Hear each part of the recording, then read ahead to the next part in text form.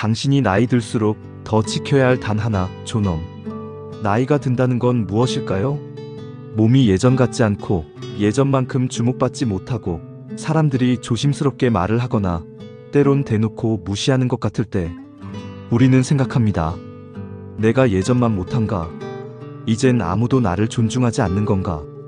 그럴수록 더욱 지켜야 할 단 하나의 가치. 그건 바로 존엄입니다. 이 영상에서는 나이 들수록 왜 존엄이 중요한지, 그리고 우리가 그 존엄을 지키기 위해 무엇을 해야 하는지를 함께 이야기해 보려 합니다. 영상을 끝까지 보신다면 당신은 지금보다 더 당당하고 품위 있게 스스로를 지켜내는 삶을 살 수 있을 것입니다. 구독과 좋아요는 당신과 다시 만나는 인연이 됩니다.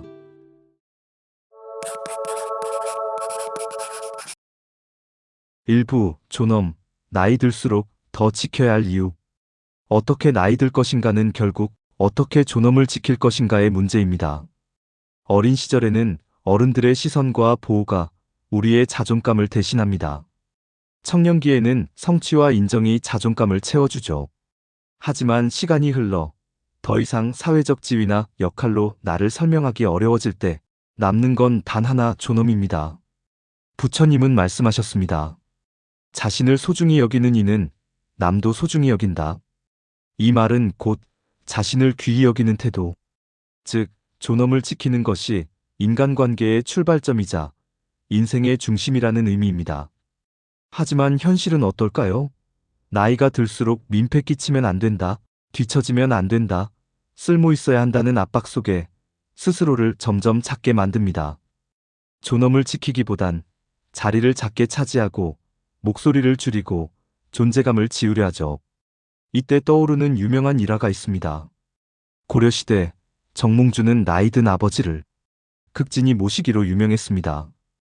어느 날 병이 들어 걷기 어려운 아버지를 수레에 태워 조정회의까지 동행시켰습니다. 누군가 그를 비웃으며 말했죠. 그 나이에 뭘 할 수 있다고 굳이 데려옵니까? 정몽주는 대답합니다. 지혜와 도리는 나이와 함께 깊어집니다. 아버지는 존재 자체로 저를 가르치십니다. 그의 말은 우리에게 많은 것을 시사합니다. 늙었다고 해서 존엄이 줄어들지 않습니다. 오히려 나이가 들수록 있는 그대로의 나를 받아들이고 지킬 수 있는 품격이 더 중요해지는 법입니다. 유대교 경전 탈무드에는 이런 말도 전해집니다. 노인은 걸어다니는 도서관이다. 이 말은 단지 지식이 많다는 뜻이 아닙니다. 세월을 살아낸 내면의 무게, 침묵 속에서 배운 인내, 말없이 전하는 따뜻한 시선, 이 모든 것이 존엄입니다. 또한 우리에게 익숙한 논어의 공자 역시 노년에 대해 말합니다. 나이 70이 되어 마음 가는 대로 살아도 도를 벗어나지 않는다. 이 말은 자기 절제와 품위, 삶의 중심을 잃지 않는 경지를 말합니다. 그 경지에 도달하려면 타인의 시선보다 내면의 존엄을 기준으로 삼는 법을 배워야 합니다. 우리는 어떤 사람을 볼 때 존경스럽다고 느낄까요?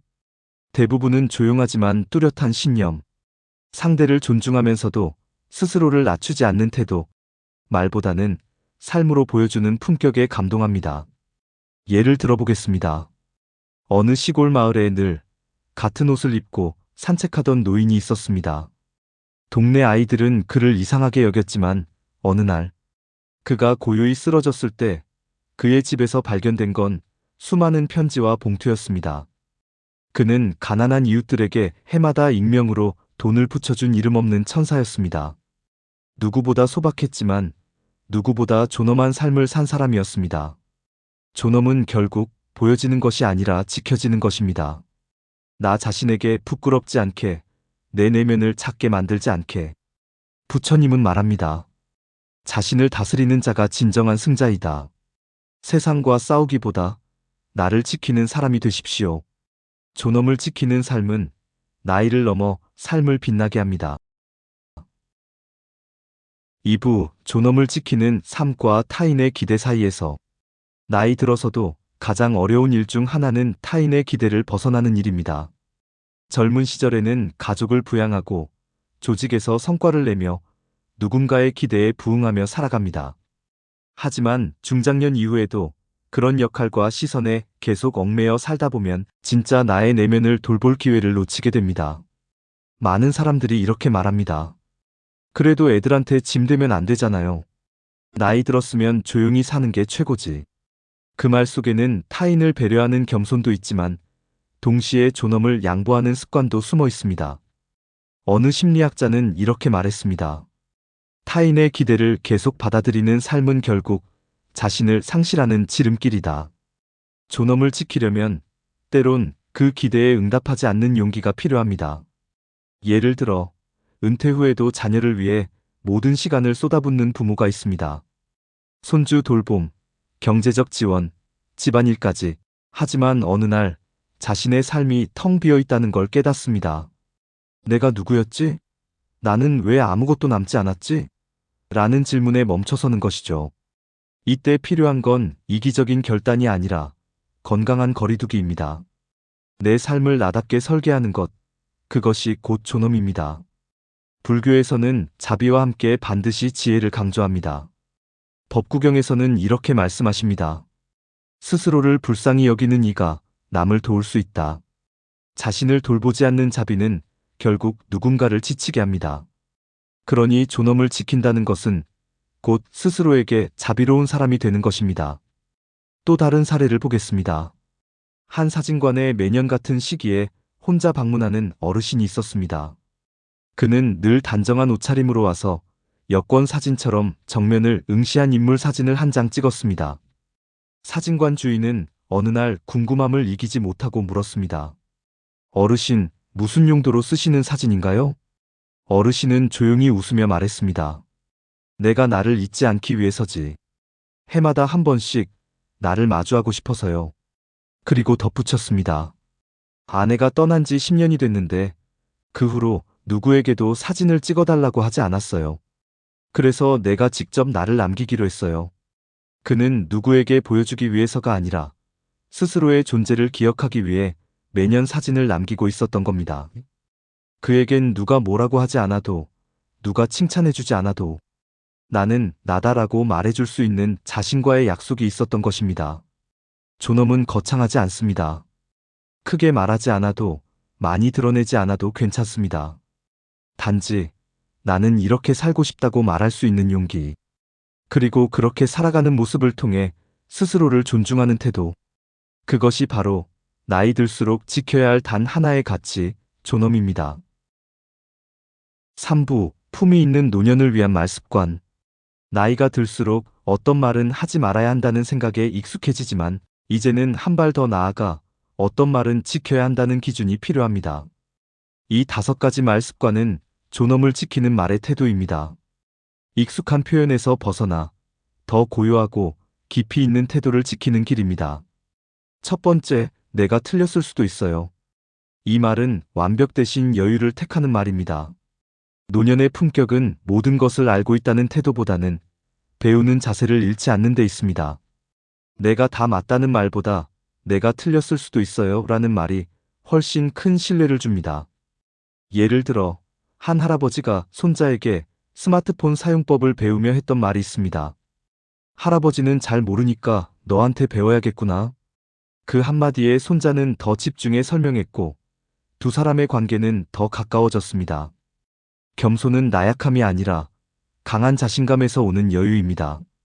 두 번째, 그건 내 생각도 맞는 것 같아. 이 말은 인정과 수용의 말입니다. 다른 의견을 들었을 때 아니야, 그건 틀렸어라고 반박하기보다는 그렇게 생각할 수도 있겠구나라는 수용의 언어가 존엄을 지키는 말입니다. 특히 세대 차이가 있는 자녀나 손주와의 대화에서 이 말 한마디는 다리를 놓는 힘이 됩니다. 나는 이렇게 생각하지만 너도 내 입장에서 그럴 수 있겠구나. 이 말은 타인을 존중하면서도 자신을 지키는 말입니다. 세 번째, 괜찮아. 나도 그래. 이 말은 공감과 위로의 말입니다.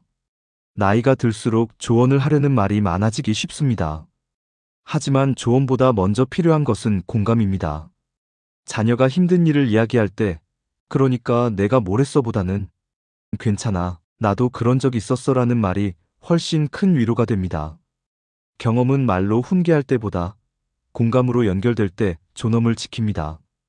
네 번째, 고마워, 덕분에 편했어. 이 말은 감사의 표현을 아끼지 않는 말입니다. 감사하는 태도는 존엄한 사람의 핵심입니다. 작은 도움에도 고마워요라고 말할 줄 아는 사람은 오히려 더 존중받습니다. 도움을 받았지만 말없이 지나치기보다는 따뜻하게 고개 숙일 줄 아는 사람. 그 사람이 바로 존엄한 사람입니다. 다섯 번째, 나는 오늘도 잘 살았어. 이 말은 스스로를 위로하고 인정하는 말입니다. 누가 나를 칭찬하지 않아도 내가 나에게 이렇게 말할 수 있다면 그것이 곧 존엄입니다. 나는 오늘도 의미 있게 살았어. 이 말은 실패나 성취와 상관없이 하루하루를 충실히 살아낸 자신에게 주는 보상입니다. 매일 밤 잠들기 전 스스로에게 이 말을 건네보세요. 나는 오늘도 잘 살았어. 자신의 가치를 스스로 지키는 말, 그것이 존엄의 언어입니다. 4부 흔들려도 지켜야 할 단 하나. 나이 들며 가장 두려운 건 외로움이 아니라 존엄을 잃는 것입니다. 나이가 들수록 존엄을 지킨다는 것은 말투 하나, 습관 하나, 관계 하나, 감정 하나를 대하는 방식 속에서 드러납니다. 첫째의 말투를 가다듬는 것은 존엄의 출발점입니다. 부드럽지만 단호한 말투, 비난보다 제안을 담은 말, 푸념보다 배려를 담은 표현은 우리 자신을 지키는 동시에 상대를 존중하는 태도입니다. 나는 이렇게 생각합니다라는 문장에는 상대를 향한 강요보다 나의 중심을 지키려는 성숙함이 담깁니다. 존엄은 결국 말에서 시작된다는 걸 우리는 점점 더 깨닫게 됩니다. 둘째, 습관을 점검하는 것입니다. 아침에 일어나 이불을 가지런히 정리하고 하루 한 줄이라도 글을 써보며 짧은 산책이나 독서를 일상의 일부로 삼는 것. 그 모든 작은 실천들이 나는 나를 소중히 여긴다는 메시지를 내면에 새깁니다. 존엄은 큰 행동에서 시작되지 않습니다. 남이 보지 않아도 나 자신에게 예의를 갖추는 작은 루틴에서 자랍니다. 셋째, 관계를 정리할 줄 아는 것도 존엄을 지키는 태도입니다. 누군가가 나를 반복해서 무시하거나 이용한다면 아무리 오랜 인연이라도 거리를 둘 수 있어야 합니다. 그 대신 서로를 존중하고 인정하는 관계에 더 많은 시간을 써야 합니다. 존엄이란 외로움을 감수하면서도 나를 깎아먹는 사람과 거리를 둘 수 있는 용기입니다. 관계가 많다고 풍요로운 것이 아니듯 관계를 줄인다고 결핍되는 것도 아닙니다. 넷째, 자신의 감정을 이해하고 표현할 줄 아는 것입니다. 무조건 참는 것이 미덕이 아니라 필요할 때 조용히 표현하는 것이 존엄입니다. 화가 날 때는 담담하게 말할 수 있고 슬플 때는 억지로 웃지 않아도 되는 것. 감정을 숨기는 것이 강함이 아니라 솔직하고 절제된 방식으로 감정을 전할 수 있는 것이야말로 진짜 내면의 품위입니다. 감정을 다스릴 줄 아는 사람은 타인을 대하는 방식도 더 부드럽고 단단해집니다. 이 모든 삶의 태도는 하루아침에 바뀌지 않습니다. 하지만 한 가지씩 실천하다 보면 삶의 중심이 점점 남이 아니라 나에게로 돌아옵니다. 그리고 그 중심이 단단해질수록 우리는 외부의 평가에 흔들리지 않고 세상의 속도에 휘둘리지 않으며 나만의 품위로 삶을 살아갈 수 있습니다. 부처님은 말씀하셨습니다. 자신을 다스리는 자가 세상에서 가장 위대한 자이다. 그 말처럼 존엄은 결국 나 자신을 지키는 태도입니다. 말투 하나, 습관 하나, 관계 하나, 감정 하나를 통해 당신도 스스로를 지켜갈 수 있습니다. 그것이야말로 가장 조용하고도 단단한 존엄의 길입니다. 5부, 부처님의 말씀으로 되새기는 존엄의 의미. 법구경에서는 다음과 같은 구절이 나옵니다. 스스로를 존중하지 않는 자는 타인의 존중을 구할 자격이 없다. 이 말씀은 너무나도 단호하지만 그만큼 큰 진실을 담고 있습니다. 우리는 종종 남들이 나를 인정해주기를 바라며 존중받지 못하면 속상해합니다. 그러나 진정한 존엄은 바깥에서 오는 인정이 아니라 내면에서 자라나는 믿음입니다. 그 믿음은 아무도 보지 않는 자리에서 나를 향해 건네는 작은 친절과 존중 속에서 자랍니다. 부처님께서는 또 이렇게 말씀하셨습니다. 말은 바람과 같고 마음은 뿌리와 같으니 마음을 세우는 자는 바람에도 흔들리지 않는다. 우리는 살아가며 수많은 바람을 맞습니다. 누군가의 비난, 기대, 무시, 외면, 그리고 잊혀짐. 그러나 마음의 뿌리가 단단하다면 그런 바람에 휘청여도 쓰러지지 않습니다. 존엄은 그 단단한 마음의 뿌리에서 피어나는 꽃과 같습니다. 당신이 오늘 이 영상을 보고 있다는 것은 당신 마음속 어딘가에 나는 지금보다 더 나를 존중하고 싶다는 작은 씨앗이 있다는 뜻입니다. 그 씨앗을 키우는 건 거창한 일이 아닙니다. 남의 말에 상처받고도 조용히 내 평정을 지키는 것, 혼잣말처럼 자신을 격려하는 것, 나를 위해 따뜻한 차 한 잔을 준비하는 것. 이 모든 것이 존엄의 시작입니다. 그리고 이 존엄은 언젠가 당신의 자녀나 후배가 당신을 떠올릴 때 존경스러운 분이었다고 말하게 만드는 가장 조용한 유산이 됩니다. 삶이 남긴 흔적 중 가장 오래 남는 것은 당신이 어떻게 말하고 어떻게 행동했느냐보다 당신이 얼마나 자신을 사랑하고 존중했느냐입니다. 존엄은 우리 안에 있습니다. 그리고 그것은 날마다 자라는 존재입니다. 이 영상이 당신 안에 씨앗을 물주는 시간이 되기를 바랍니다. 마무리. 나를 지키는 침묵의 품격. 세상은 점점 빠르고 시끄러워집니다. 하지만 그런 세상 속에서 품격 있는 사람은 더 조용해지고 더 단단해집니다. 자랑 대신 감사를 말하고, 푸념 대신 배려를 말하고, 조용히 듣고 담담하게 전하고, 때로는 침묵합니다. 그 침묵은 약함이 아니라 당신이 당신 자신을 지킬 줄 아는 강함입니다. 당신은 누구의 부모이기 전에, 누구의 자식이기 전에 스스로 존중받아야 할 한 사람입니다. 그리고 그 존엄은 말이 아니라 존재로도 전해질 수 있습니다. 어느 스님의 말처럼 가장 깊은 수행은 말 없이도 전해진다고 했습니다. 말보다 묵묵히 살아내는 당신의 하루하루가 누군가에겐 삶의 등불이 됩니다. 부처님께서는 법구경에서 이렇게 말씀하셨습니다. 지혜로운 이는 삶의 마지막까지 바르게 깨어 있으니 죽음조차 두렵지 않다. 존엄을 지킨다는 건 결국 늙는다는 자연의 흐름 속에서 흐트러지지 않고 자신을 존중하고 타인을 존중하는 태도를 놓치지 않는 것입니다. 다시 말해, 품이 있는 노년이란 나는 아직도 가치 있는 사람이라는 자부심을 바탕으로 타인의 도움이 필요한 순간에도 나를 비하하지 않고 감사함으로 관계를 이어가는 사람입니다. 우리는 살아가며 수없이 많은 것을 포기하게 됩니다. 젊은 날의 체력, 직장의 명함, 빠른 이해력과 기억력, 외모까지도. 그러나 절대 포기해서는 안 되는 게 하나 있습니다. 바로 존엄입니다.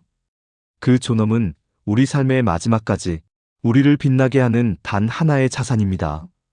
오늘도 당신의 존엄을 지켜가는 하루가 되길 바랍니다. 감사합니다.